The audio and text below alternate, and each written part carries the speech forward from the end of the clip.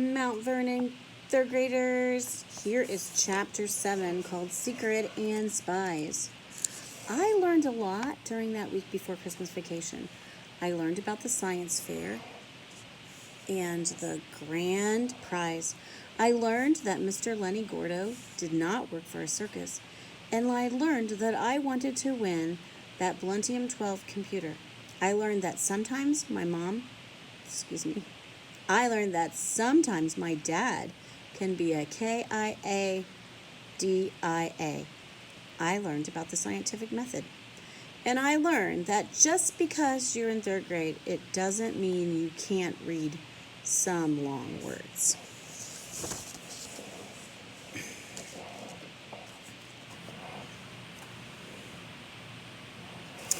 Like electromagnets.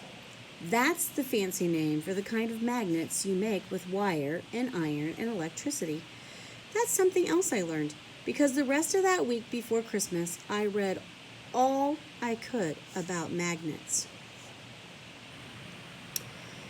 And another thing I learned is that a know-it-all can't really be a know-it-all. Nobody can know everything. There's too much. If you did know everything, your head would explode or something. But I guess nobody ever told that to Kevin and Marcia. They really wanted to know everything all the time. But there was something they didn't know. And they knew they didn't know it. They didn't know what my science fair project was. At first, Kevin tried to pretend he didn't care. The day before vacation, we had to turn in our permission slips. Mrs. Snaven told us to bring them to her desk. I stood up, and Kevin got in line behind me. I could tell he did it on purpose. Kevin tapped me on the shoulder. When I turned around, he gave me this fake smile and said, "So, Jake, what are you doing your project on?" I said, "I don't think I want to tell anybody." He said, "Why not? It doesn't matter if people know. I'm doing mine on ants." Kevin stared at me with his pale blue eyes. He didn't blink. He was waiting for me to tell, especially since he had just told me what his project was.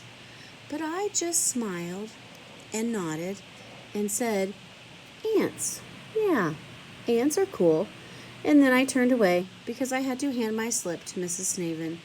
Kevin followed me back to my table. "So what's your project, Jake?" I said, "I'm still kind of thinking about it." Kevin said, "So what is it? What are you thinking about?" I said, "I'll show you at the science fair." Kevin pressed his lips together and made a mad face. Then he walked back to his own table.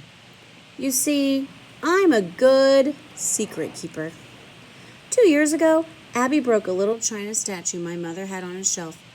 Mom loved it because she said it looked like Abby. That's why Abby loved it too.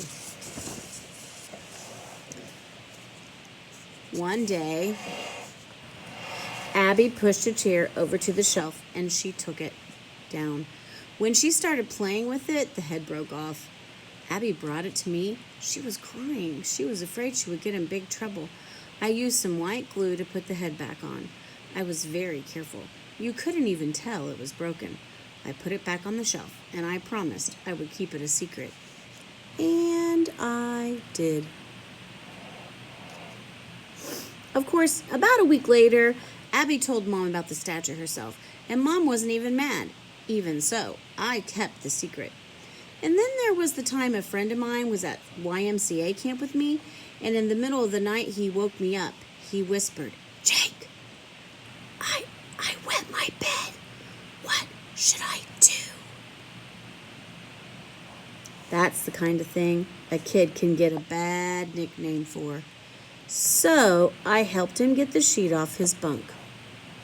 It was a plastic mattress, so that was good. I got my extra sheet out of my trunk and I put it on the mattress. Then we stuck the wet sheet under his bed and went back to sleep. No one ever found out, and I never told. And don't even try to guess which friend It is.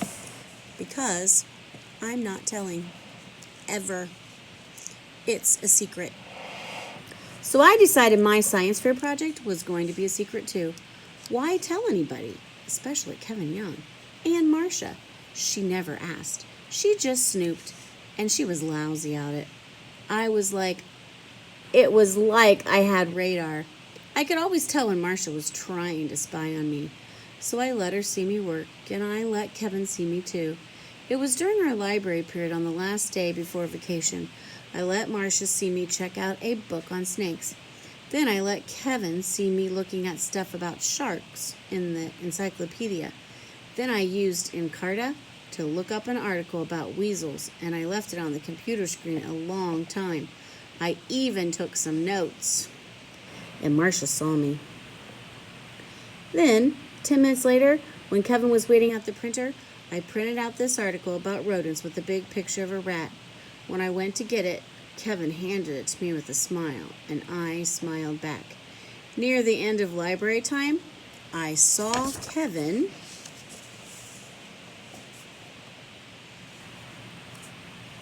looking pretty sneaky, aren't they? I saw Kevin and Marcia whispering together. They looked like they were arguing. Kevin probably thought my project was about rats and sharks, and Marcia probably thought I was studying snakes and weasels. They didn't get my joke. What I did was study them, and I discovered that Kevin reminded me of a cross between a shark and a rat, and Marcia was like a snake and a weasel.